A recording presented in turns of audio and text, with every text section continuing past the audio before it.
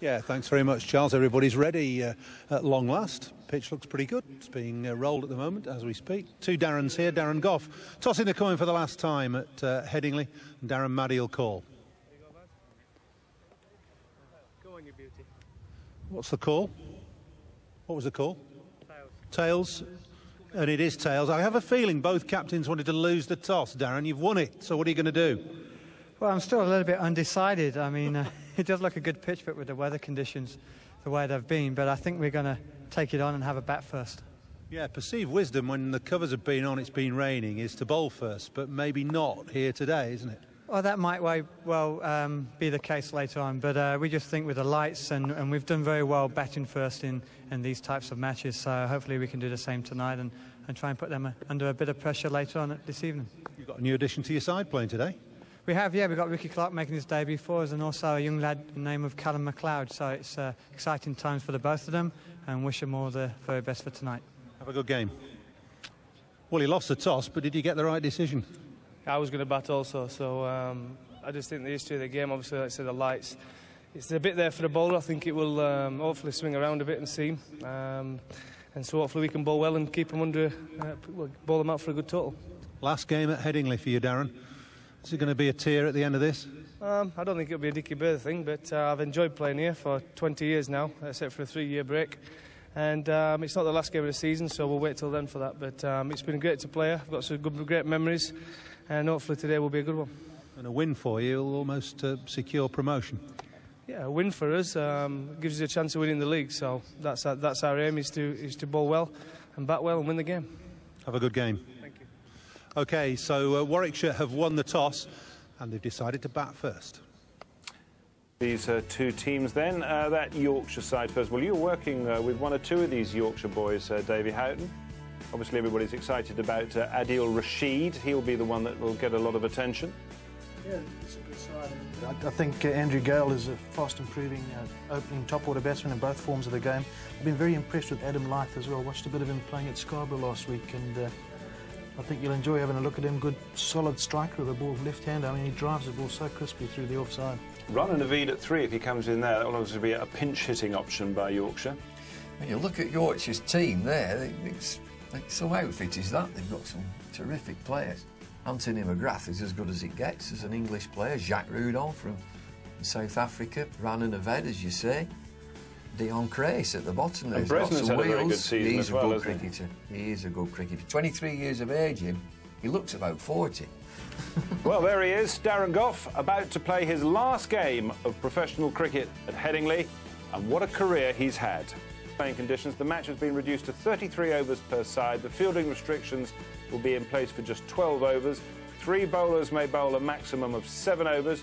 2 bowlers may bowl a maximum of 6 overs. And the interval reduced to 10 minutes. David Lloyd, for the last time onto Headingley, leading his side out for his last bowl as a professional cricketer on this famous old ground. Well, I think he wants a win more than anything else for his team. It's not been a great season for Yorkshire, and they're still in this competition. It's very important that he goes out with a real bang. You know, he's a showman, he's a real extrovert, and he'd like to get into another final. So this is a very important game on a lousy sort of day. We've had a delayed start, rain around. He's got a big smile on his face, he always has, but he wants a win today. Deon Kruis will open the bowling from the football stand end, coming up the hill. Interesting to see what happens on this pitch. It looks pretty good, but it would suggest, with all the weather around and the moisture about, that there'll be a little bit of seam movement around for the seam bowlers.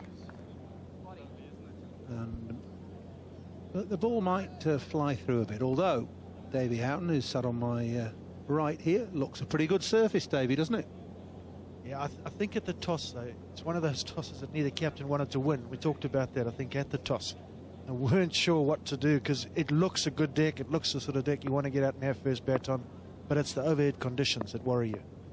A little bit of swing from Kruis. Warwickshire underway. But not today. I think both captains thought that it might get harder to bat as the game went on.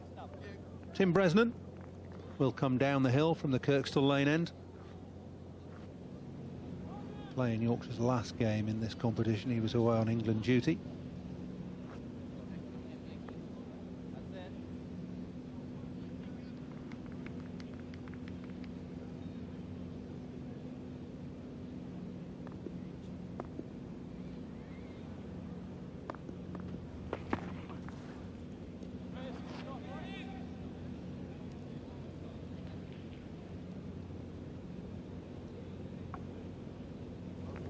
Few hardy souls around.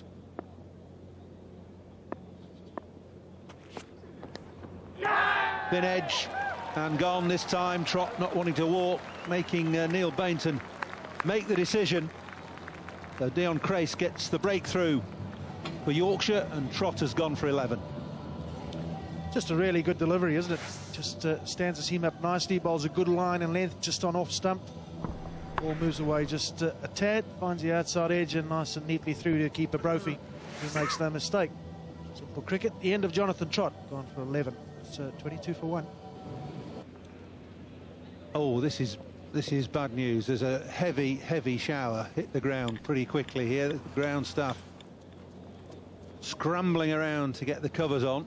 The problem, of course, is that this ground won't take too much rain, as will any ground around the country.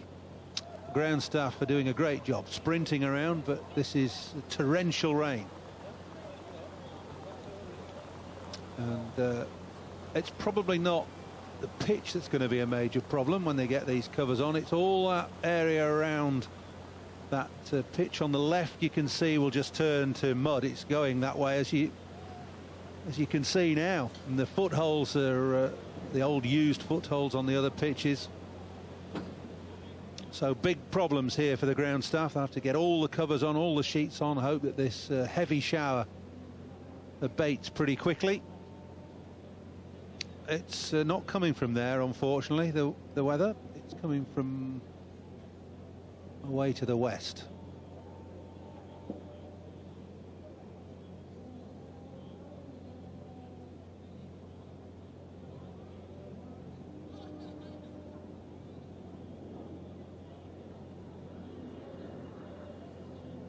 By the time they've got those covers out, thankfully that rain has eased.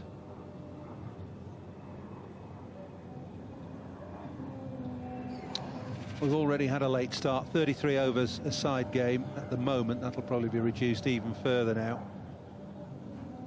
Jonathan Trott opened the batting for Warwickshire. Darren Maddy had won the toss and elected to bat first. He's gone for 11. Jonathan Trott. Carter out there for 12. And Trout not out 2. 6 overs bowled, 28 for 1 at Warwickshire. Just the 2 bowlers used by Yorkshire. Deon Kruis with the wicket, 1 for 12. Tim Bresnan, none for 15.